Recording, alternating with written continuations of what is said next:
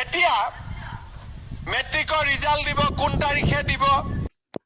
তো hi guys welcome back my YouTube channel মিথুনাৰ blogs. তো পুনৰ এটা নতুন ভিডিঅ'লৈ আপোনালোক সকলোকে স্বাগতম জনাইছোঁ। তো বন্ধুসকল, ফাইনেলি যি HSLC মেট্ৰিকৰ মানে ৰিজাল্টৰ ডেট ঘোষণা কৰা হৈ গ'ল। হয় বন্ধুসকল, তোমালোকে ঠিকে শুনিছা। তো যে তোমালোকৰ মেট্ৰিকৰ যি HSLC ৰিজাল্ট তোমালোকৰ ফাইনেলি ডেট ঘোষণা কৰিলে আমাৰ CM ছাৰে, মাননীয় মুখ্যমন্ত্ৰী হেমন্ত বিশ্ব শৰ্মা ডাঙৰীয়া ছাৰে। তো তোমালোকক এই ভিডিঅ'টোৰ জৰিয়তে কৈ আছোঁ গোটেইখিনি আমাক কোনটো ডেটত মানে তোমালোকৰ মেট্ৰিকৰ ৰিজাল্ট ঘোষণা কৰিব। তো তোমালোকে এই ভিডিঅ'টো প্ৰথমৰ পৰা একদম শেষলৈকে স্কিপ নকৰাকৈ চাবা, তেতিয়া তোমালোকে নিশ্চয় গম পাবা। তো বন্ধুসকল, তোমালোকক এতিয়া মই ডেটটো কৈ দিছোঁ, মানে এইটো মাহৰে এপ্ৰিলৰ 19, 20, 21 তাৰিখে তোমালোকৰ মানে ৰিজাল্ট ঘোষণা কৰা হ'ব। তো এনেকুৱাকৈ মানে CM ছাৰে ক'লে। তো গতিকে তোমালোকে 19, 20, 21 এই তিনিটা দিনলৈকে ৰখিব লাগিব, তোমালোকৰ তেতিয়া মেট্ৰিকৰ ৰিজাল্ট চাব পাৰিবা। তো এতিয়া তোমালোকে এই ক্লিপটো চাই লোৱা। আপোনালোকে চাওক, যিমান ছোৱালীয়ে মেট্ৰিক পাছ কৰিব, চবটো কলেজত নাযাব, ঘৰত টকা পইচাৰ অসুবিধা আছে। এইবাৰ আমি বিনামূলীয়া নামভৰ্তিও কৰি দিম আৰু কলেজত যোৱা ছোৱালীজনীৰ বেংক একাউণ্টতো মামাই 10,000 টকা সোমাই দিব।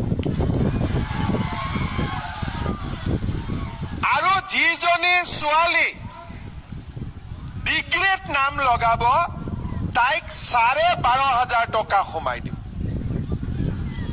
আৰু যোনে বিশ্ববিদ্যালয়ত পঢ়িব, সেই ছোৱালীজনীক 25,000 টকা আমি বেংক একাউণ্টত দিম। তাৰমানে কি হ'ব, ছোৱালীৰ পঢ়াৰ দায়িত্ব মামাই ল'ব, ল'ৰাৰ পঢ়াৰ দায়িত্ব দেউতাক মাকে ল'ব। হ'ব নে ল'ৰাটোৰ ময়ে ল'ব লাগিব? মই আকৌ ল'ৰাকেইটাৰ পুলিচ চাকৰি দায়িত্বটোহে লৈ আছিলো, যে জুলাইত দৌৰক বুলি সিহঁতে। হয়নে নহয়? কি বেটা কি কৈ আছ? তহঁতক দিব লাগিব, তহঁতক বুলেটে দিব লাগিব। ছোৱালীক স্কুটি দি তোক বুলেট দিব লাগিব। ৰহ, তহঁতি আকৌ বুলেট দিলে পিছত ছোৱালীহে উঠাবি, মা দেউতাকতো নুঠাও। যি ল'ৰাই কবি যে আমাৰ বুলেটৰ পিছত আমাৰ মা উঠিব, ই বুলেট পাব, কিন্তু কোনে উঠাব কথা এটা কম। এতিয়া মেট্ৰিকৰ ৰিজাল্ট দিব কোন তাৰিখে দিব? 19, 20, 21 তাৰিখ মানে মেট্ৰিকৰ ৰিজাল্ট দিব।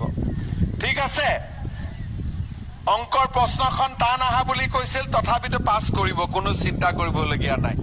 তো বন্ধু-বান্ধৱীসকল, তোমালোকে এইখিনি কথা গম পালা যে 19, 20, 21 তো মেট্ৰিকৰ ৰিজাল্টৰ বিষয়ে তোমালোকে এই 3 দিনৰ ভিতৰত তোমালোকৰ মেট্ৰিকৰ ৰিজাল্টটো ঘোষণা কৰা হ'ব। 19, 20, 21, 2024। তো এই 3 দিনৰ ভিতৰত তোমালোকৰ মেট্ৰিকৰ ৰিজাল্ট ঘোষণা কৰা হ'ব। আমাৰ মাননীয় মুখ্যমন্ত্ৰী হেমন্ত বিশ্ব শৰ্মা ডাঙৰীয়াদেৱে ছাৰে তেখেতে ক'লে। আৰু বন্ধুসকল, তেখেতে এইটোও কৈছে যে আমাৰ মেট্ৰিকৰ যি মেথছৰ পেপাৰ, মানে গণিতৰ যি পেপাৰ, তো সেইখনত কিবা টান অহা কথাও কৈছে পেপাৰ। তো সেইখন পেপাৰত পাছ কৰি দিম বুলিও ক'লে, চিন্তা কৰিব কোনো ধৰণৰ কাৰণে বুলি ক'লে। আৰু লগতে যোনসকল ভাইটি ভণ্টিয়ে মানে HSLC মানে মেট্ৰিকৰ এক্সাম দিছিলেই, তো তোমালোকৰ 19, 20, 21 এই 3 দিনৰ ভিতৰতে তোমালোকৰ মেট্ৰিকৰ ৰিজাল্ট ঘোষণা কৰা হ'ব। তো বন্ধুসকল, এইটো এটা আছিলে সৰু সুৰা ভিডিঅ' আপোনালোকক জনাবলৈ বিচাৰিলোঁ। তো আপোনালোকে ভিডিঅ'টো চাই কেনেকুৱা পালে জনাব। যদি ভিডিঅ'টো চাই ভাল পালে এটা লাইক কৰিব আৰু যিমান পাৰে সকলো বন্ধু বান্ধৱীকে শ্বেয়াৰ কৰি দিব। তো আজিলৈ বাই, জয় হিন্দ, বন্দে মাতৰম, জয় অসম, ধন্যবাদ।